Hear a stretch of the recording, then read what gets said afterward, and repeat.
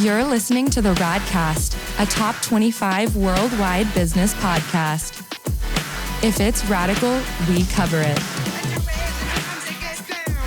Here's your host, Ryan Alford. Hey guys, what's up? Welcome to the latest edition of the Radcast. They say if it's radical, we cover it. Well, it's not only radical, it's a guilty pleasure. I'm an ex-Clemson Tiger. I guess I'm always a Clemson Tiger. You know, once you're a Tiger, you're always a Tiger. Just like my buddy Brevin Galloway, pro Lithuanian basketball player and all-time Clemson great. I'm just going to put you on that list, Brevin. What's up, man? Hey, I like it. That's a crazy statement, but I love it. No, hey, man. Hey, a lot of wins, a lot of buckets. I saw a lot of points for you. Watched you on the screen a lot and followed your journey from afar, and I'm glad we could get you on the show. Appreciate you coming on. Oh, no, man, it's an honor for sure. Obviously, I love my time as a Clemson Tiger, Boston College, and College of Charleston guy. But yeah, man, it was a crazy experience for me throughout them 7 years of school for sure. I know, right? You had a journey, man. I mean, you talk about, let's think about, put some miles on. You go Charleston to Boston to Clemson. Now you're in damn Lithuania. I know, you got some friggin' flyer miles.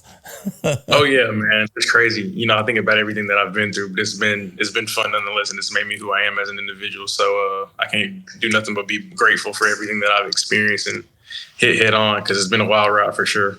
I know. That's why I look forward. I want to get into some of that. I mean, so where'd you play high school ball, man? Let's start your journey. Let's just tell everybody the ins and outs of Brevin's basketball journey and maybe just your life journey, man. Let's go there. Right.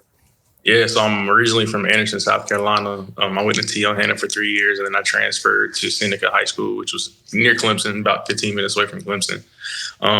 So I played basketball, you know, growing up my whole life. It's always what I love to do. My dad was a really big part of my life in terms of putting the ball in my hands.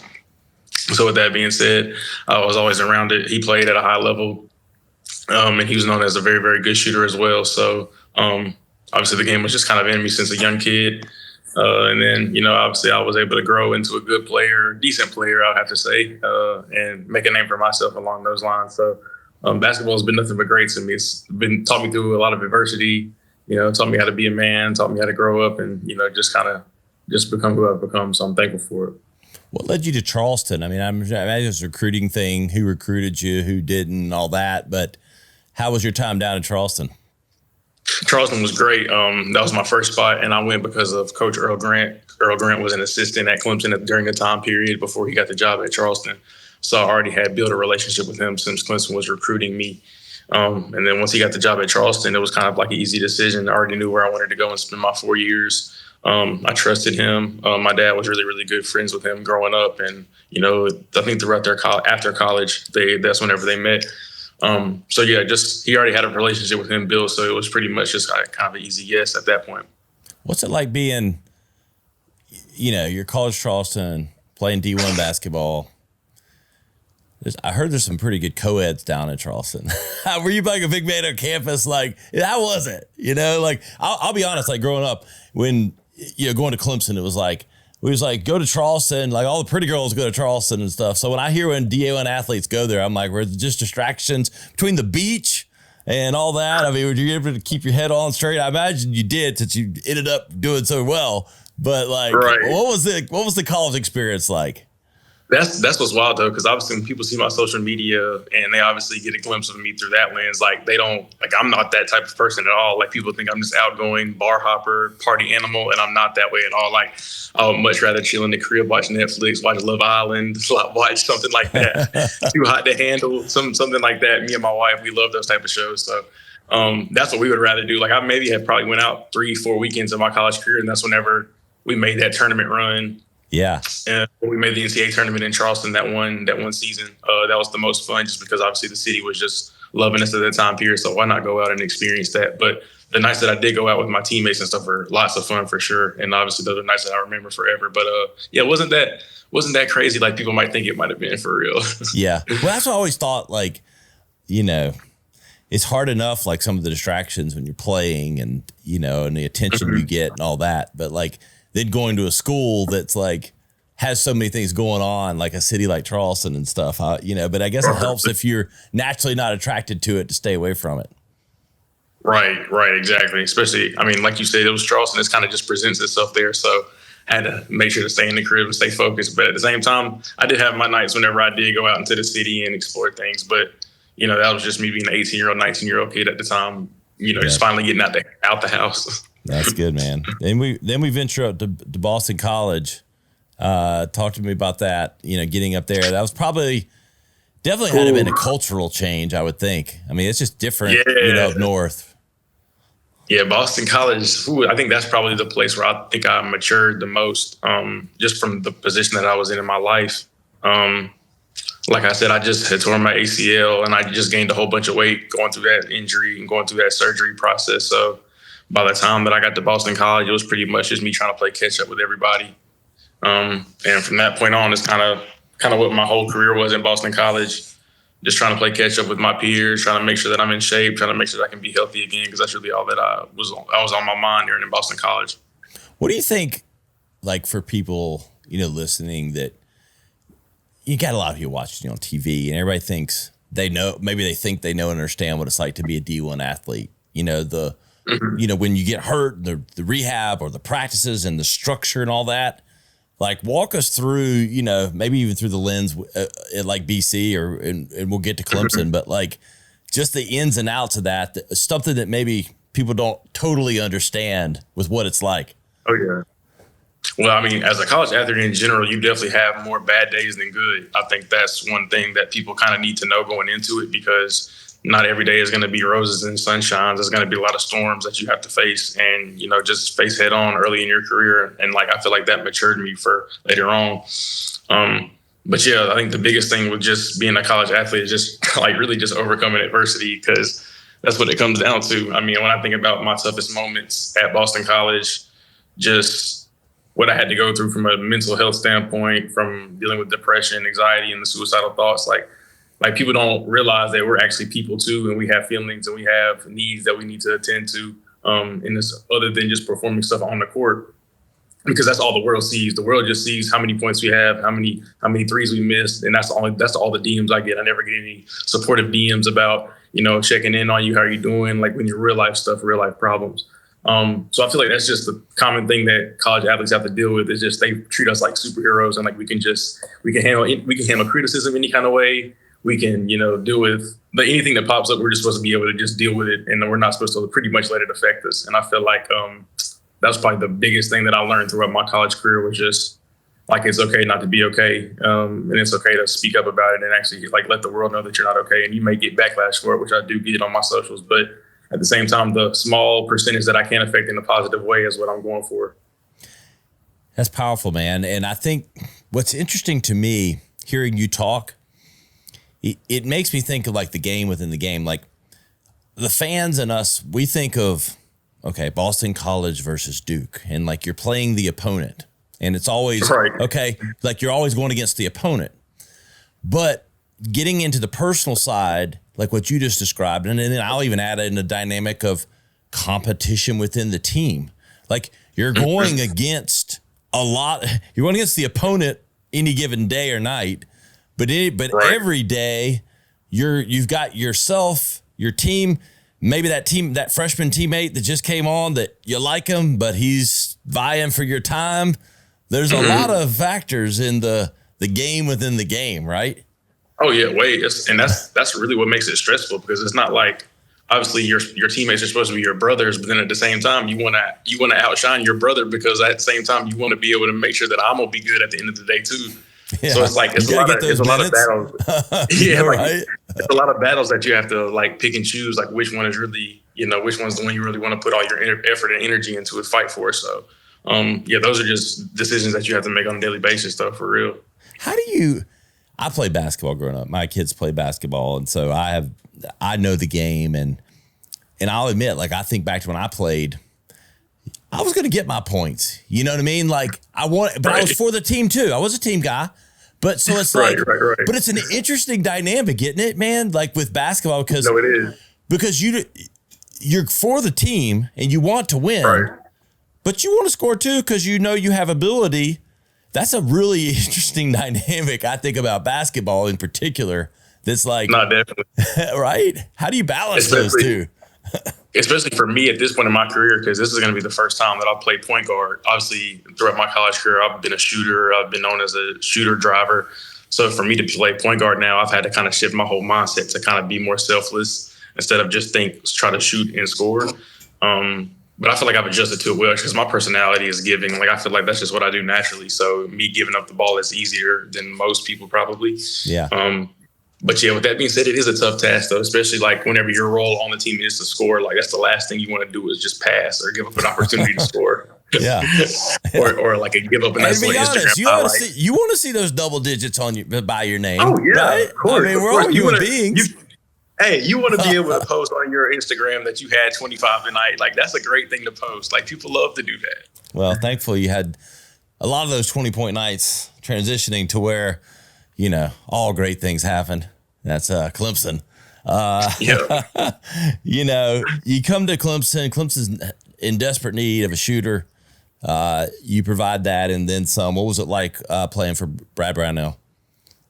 No, it was great. I was thankful that he gave me the opportunity to come back home, especially since I'm from the area. That was a childhood dream of mine to play for Clemson. So I'm very, very thankful for that opportunity that he allowed me to do so, especially considering the fact that I had so many injuries and setbacks. You know, he could have easily picked somebody else in the transfer portal, but from our conversations, he trusted me and believed in me and in the vision that I had for the program. So it was a great honor to play for him, especially since, you know, I went to all the kids' camps growing up and he signed the back of my T-shirts and stuff like that. So it was weird to be able to play for him and have him yell at me actually for a couple bats or a couple mistakes. But it was a good experience nonetheless. You proved him right because you dropped the buckets, a lot of them. You were a breath of fresh air from three especially, but your overall game, man. I watched you, man. You play like. I know I always gave you our time, like Clemson grade, whatever. 1 year, it's probably not fair to ex-Clemson guys that played like 5 years. But in all seriousness, if I was trying to count on like one hand, the guys that played 1 year at Clemson that had the impact, that only played 1 year, I think you probably might make that list. There ain't many that had the impact that you had in 1 year. I like that. Yeah, man. I like that. That says a lot right there. I appreciate that. Yeah. And look, it brings us to today, the reality of that, the transferring and NIL, you know, so all that goes down, you know, you're going to look back, I think, when you get to be my age, you know, because you're in the times of all that enacting, you know, you're kind of living and breathing it. 4 years at Charleston, a year at Boston College, a year at Clemson, all the while, all this is swirling and coming, and then came while you were a D1 athlete. I know it's a lot, but talk to me about like peripherally as an athlete watching the, you know, maybe your feelings before it happened. Like, damn, I should be getting paid for my lame. Of course, I'd be feeling the same way. Like how you felt about it, and then watching it all kind of unfold. Yeah, well, honestly, just being realistic, I never thought we would get paid at the end of the day to begin with. So it never really crossed my mind in terms of like, or I never had high hopes, pretty much, I'll say. I never had high hopes. Counting on it. Yeah, I wasn't counting on it. So whenever it did pass, it's like, wow, like this is actually some opportunities we can jump on. So then my mindset kind of shifted. And then, you know, obviously once I signed with my agent, it kind of just took off from there. And, you know, the last 2 years was crazy. And it's crazy to think about how my whole college career got extended and I was able to capitalize off 2 years of NIL, which was life-changing. So yeah, man, I mean, I was happy my last 2 years, even though I had to go through some injuries and setbacks, but it ended up working out beautifully for me. If you know, a lot of executives and people listen to our show, we got a real wide audience, but probably a lot of parents.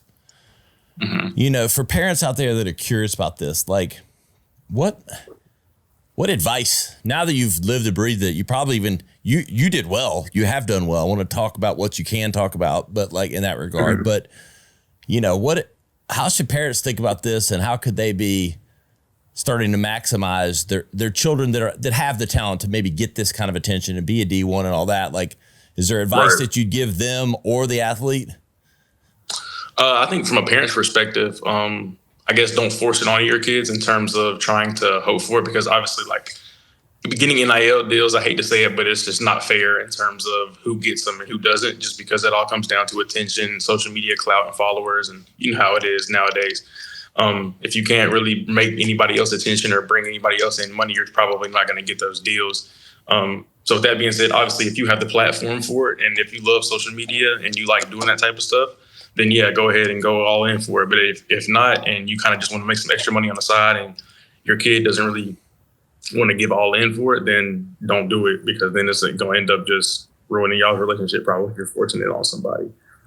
That's what I would have to say from the parents' perspective.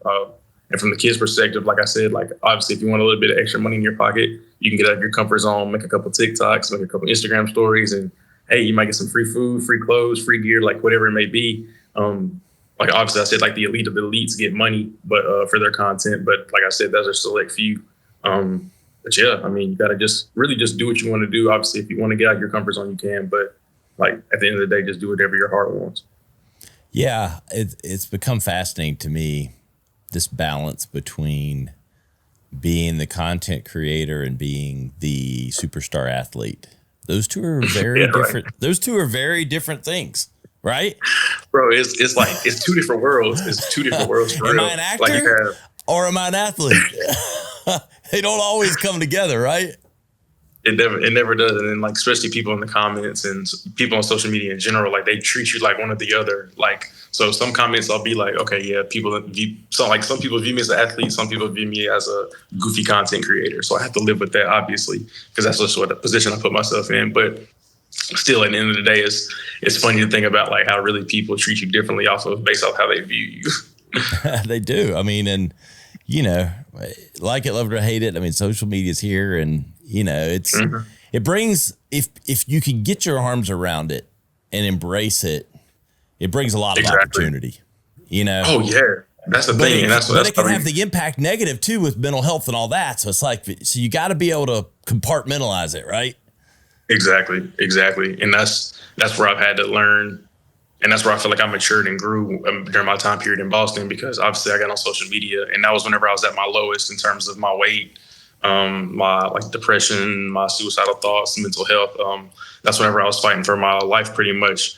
So I would get on, I was already like battling demons inside of me and my mental. And then I would get on Twitter and then see all these other mean tweets about me. So I'm like, dang, like I really have to like remember social media is not real life and take a break from it and kind of distance myself from it. And obviously seeing those tweets about me hurt, but I look 2 years now and it's just like, well, I'm happy that I was able to kind of face all that head on, because it's made me tougher mentally, individual and stuff like that. So what helped you? What helped you? I mean, you know, just to go back, because I think it's so powerful and important. Like, what when you look back now, and even it never goes away, right? We're all human beings. We're dealing with struggles every day. What have been like tactics or things or people, like what kind of got you through to the other side? Yeah, that's a great question. I guess just for me, I always have hope. That's one thing that I've always had throughout my life. I always felt like I can take a bad situation and flip it into a good one. Like, and you know, one of my former teammates, Jarrell Brantley, who played in the NBA and he plays overseas now, but he always like growing up, he was my teammate at Charleston, and he would always tell me like today could be today. And like that kind of stuck with me, because like you never know what day that your whole life could flip. Like you never know what, like you could get the contract that day, your video could go viral that day, like you could get good news. Like, and so like if you stop, then obviously you're never going to get to that good day or that good point. So that was always in the back of my mind going through my dark times and my dark periods, because I was like, if I stop now, I'm never going to see the light. And so that was something that's always stuck with me probably throughout that whole process. Yeah. I mean, at the end of the day, it's like so internal. Like you can have external things like help, but you kind of have to like decide for yourself, you know, that it's going to be all right. And, you know, you start taking steps like, you know, building blocks, right? You know, like stacking the wins or stacking the positivity or whatever you got to do. Right. You have to. I mean, you got to find, and that's the thing, like it's different ways for everybody to do it. And that's the thing, people always ask me, like, how did I overcome it? How did I do this? Like my results and what I did, my process is going to be way different than anybody else's. And I feel like that's the thing that people need to hear too, because there's not like a right way to go about it. Like obviously you're going to have your trial and error methods, and you're going to take time to obviously learn how you need to react to certain situations and how you need to respond. But at the end of the day, like you just have to, whichever makes you happy, obviously in a healthy way, but you have to pick and choose those methods and go about it that way. Back to the NIL stuff. So, you got with you got with an agent while you're still in college, right? Because that became legal, because NIL's there, so you got representation. Do you feel like you were able to capitalize better with the agent, like bringing you stuff, or like were you securing your own things? Oh yeah, definitely. Because that's actually a funny question. Because whenever NIL first started, like the first 2 months, obviously I didn't have an agent because I didn't know anything about it. And then I was DMing companies on my behalf, and obviously they were just pretty much just responding with a whole bunch of nonsense, like weren't really leading into anything or anything like that. Yeah. So then obviously once I got with my agent, once I signed with Michael Raymond, man, it was like within the next 2 weeks we had a Mercedes deal, and I was just pretty much like the host athlete where I did like a little meet and greet at a spot in Boston, at a little pop-up spot in Boston. And that's when I kind of realized I was like, damn, like you really have to have an agent in order to be well connected and to make sure like the things go well. Because obviously I don't have as many connects as my agent who's obviously in the marketing field would have. So once I kind of put those two and two together, I made a list of like agents that hit me up, the pros and cons of each, and then I gratefully signed with one of the best in the business. So I'm thankful for that. Were you getting paid for some of these engagements, like between Boston College and Clemson? Like, were there some that were dollars and some that were trade or, merchandise or those kind of things? Combination? Yeah, it was a combination of both. Obviously, like if certain companies, like for example, like with Amazon, I partnered with them and did like my own little clothing line. So I was able to make my own graphic tee. So I got paid to promote their products, and then I also got to have my little own clothing line to the side. So that was one of the cooler deals I feel like that I did throughout my time at Clemson. But yeah, then I have like a Shop Gold deal, and that's a jewelry company. And they obviously sent me free jewelry, and then I made TikToks and got paid for that in exchange. So those are two of my favorite deals that I probably did with the NIL space. But like, you obviously can get merchandise and paid for both depending on, which company and what the contract is. What's your like favorite memory at Clemson? Like that year, favorite. I already know this one. I think I know it, but the audience don't know it. Usually I don't know. I think I know where you're going with it too, though. But I think for me, it was definitely beating Duke at home in front of the sold out crowd. That was crazy. Yeah, Cameron shaking her head. She was there. That was because like growing up, obviously me being from Anderson, obviously going to a lot of Clemson games growing up, like seeing Little John packed like that, and then I was just like, wow. And the second half that I did and make the shots that I did, I was like, wow, man, that was boy, that inner kid in me was so excited. I was like, yes, man, we did it. So that was tough. Yeah, man, that was, you hate it this way because, like you love and hate Duke. Like you respect Duke. But, you get kind of tired of all of it. But damn, it's nice beating them. That was like whenever I think about that day, I'm like, that's top three moment. My other top three moment was whenever we came back and beat Clemson at Boston College. That was crazy too. Yeah. But jeez. I got some good moments in Little John. I know, on both sides. Exactly. I like the Duke moment way better. Right. That was crazy. I mean, it's got to be weird a little bit. Like, you love all the schools. I mean, like they gave you a chance to play. They gave you scholarship. I'm sure you love all three schools. But is it a little weird sometimes, like where your allegiance lies, or is it like? I mean, that's the thing. Like, I'm not really a school spirit kind of guy anyways. Like, in terms of like, I'm going to still mess with me. I'm still going to mess with them because I'm an alumni and stuff like that. But in terms of like, I don't have like an allegiance towards one or the other. But my favorite spot was Charleston by far, just because I feel like that's where I spent most of my career there. And that's kind of what made me who I am today. So, Boston College and Clemson were good little 1 year stops though. But yeah, I feel like my home is Charleston. Did they feel like pit stops? I mean, 1 year in a way is a long time, but in a way it's like blink of an eye, right? No, it's a blink of an eye. Like whenever they say that 10 months flies by, like it flies by. Like they're not kidding about that. I'm like, 10 months as a transfer really does fly by for real. Like that 1 year grad year is crazy. Yeah. I still think we got hosed not making the tournament, but we won't even go there. Right? I could talk about that. Talk about that. I mean, for everybody listening, that doesn't follow March Madness is the pinnacle for college basketball and the NCAA tournament. And Clemson had one of the greatest years in ACC basketball, like record wise for Clemson. It was like 15-5 or 15-6. Yeah. And somehow we got left out of the tournament, but what was that like going through that process? Man, that was so devastating because we all gathered in Little John to watch it, obviously, because we're thinking, man, hopefully we're in a playing game. Hopefully we'll have a playing game and we'll be able to at least try to get in there. But then obviously we watched it, and then, as soon as they did that last 11 seed, we were heartbroken. I was like, dang, like it's really happening. Like we're not going to make the tournament. And then it was worse seeing NC State make it just because we beat them three times. 3 times in a year. Oh. 3 times in a year, all by like over 15, 16 points. You just destroyed them, like 25, 20, and like 15 or something. Like, it's crazy. Crazy. I mean, hey, I tried to be positive and try to make the best out of the situation, but then we lost to Morehead State. You can say, Brevin, don't be a nice guy. Say what you mean.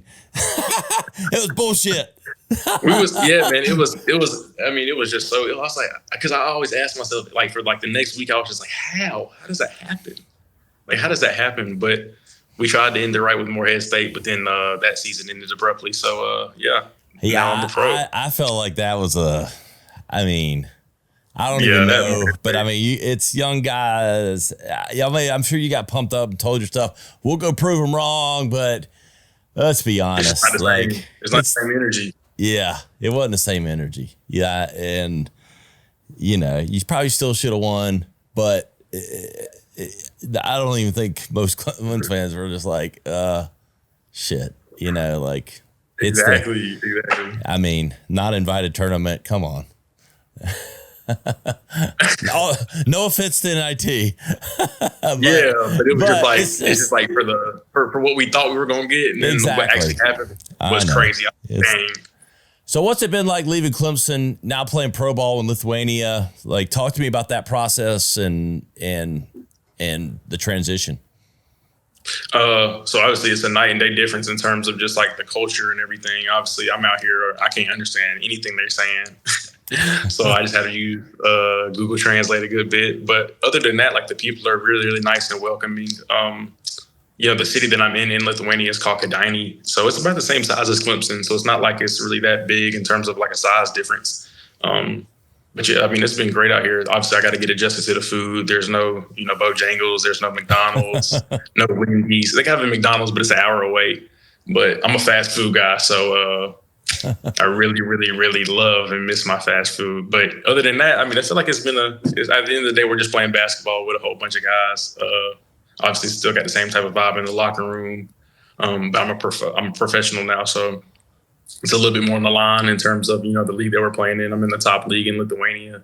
It's the same exact league like LaMelo Ball and all them played in whenever they spend their time in Lithuania. So it's a well-respected league. So I'm excited to be here for my rookie season. And it's a great platform for me to be able to level up quick too. So hopefully if I have a good rookie year, by year 3 or 4, I'll be able to be making a lot of money doing this. So I'm happy and excited for the future. Yeah, there's a lot of money over there. Right?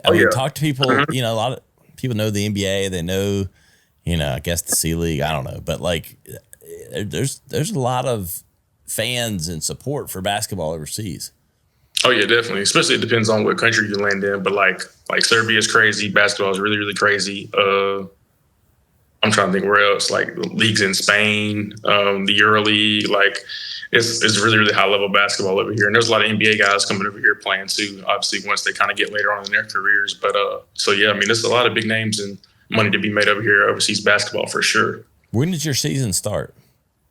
So our season starts, yes, that's a great question too, because it's a way different. Our season starts early. It starts like September 10th, I believe. So we got like less than 3 weeks before we get started up. And typically like college basketball don't start till November. So yeah, it's a quick little start, but I like it though, because obviously we get into games faster. How's your game these days? You still stroking it? Hey man, it's going to be beautiful. I can't wait for y'all to see the highlights, man. It's going to be, it's gonna be a good year for me for sure. I'll leave it at that for now. But yeah, I'm excited. You're playing point guard though, right? Yeah, I'm playing point guard. Point guard. Okay. All right. How's your squad overall? we're actually going to be a lot better than what I thought. Because obviously you never really know until you get on the court with everybody and get a feel for everybody. But the last 2 weeks have very, very impressed me. So I'm excited. I think we'll be able to make some noise in our little Lithuanian league and hopefully qualify for the FIBA Cup. We have that coming up in the next month, I think. So yeah, it's a lot of basketball coming up. So we're excited. Yeah, I mean, some of the best players in the NBA right now are from overseas. I mean, the Joker. I mean, he's won MVP. And exactly. You got freaking, I don't know. Every big name, every other big name is from overseas these days. Exactly.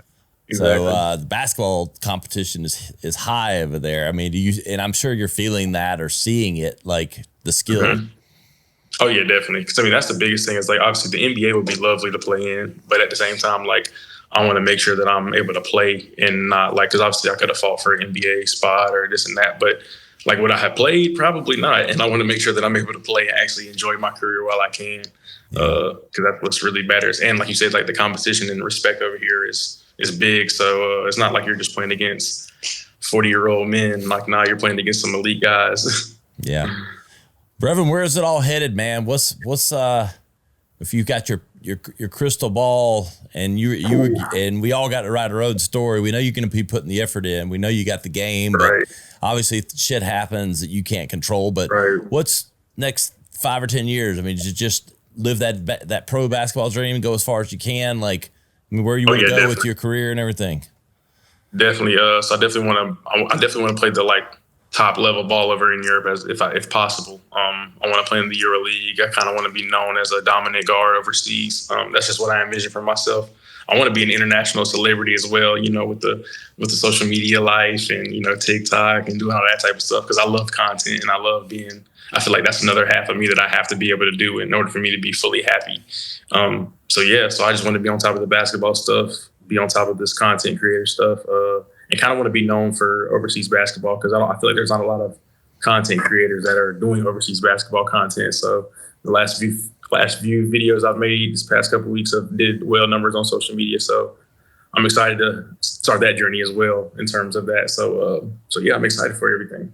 Hey man, that's the modern player, man. You got the game on and off the court, the social media game and the game. So that's a winning combination. Speaking of those social media channels, Brevin, where can everybody watch the latest content?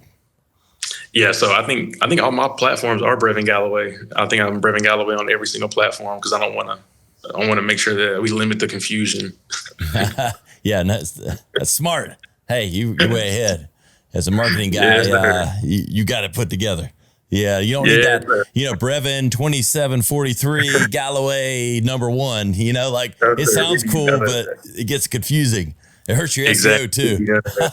We need none of that. I love it, brother. Well, I really appreciate you coming on the show. It's been great watching your journey. And once a tiger, always a tiger. Yes, sir, baby. I appreciate you. It was an honor. Thank you for having me. Of course. Hey, guys, you know where to find us, the Radcast.com. Search for Brevin Galloway. You'll find all the highlight clips from today and go give him a follow on TikTok and Instagram. He's blowing up and doing a great job with his content. You know where to find me at Ryan Alford, that blue check right next to my name before I could buy it. We'll see you next time on the Radcast. To listen or watch full episodes, visit us on the web at theradcast.com or follow us on social media at our Instagram account, the.rad.cast, or at Ryan Alford. Stay radical.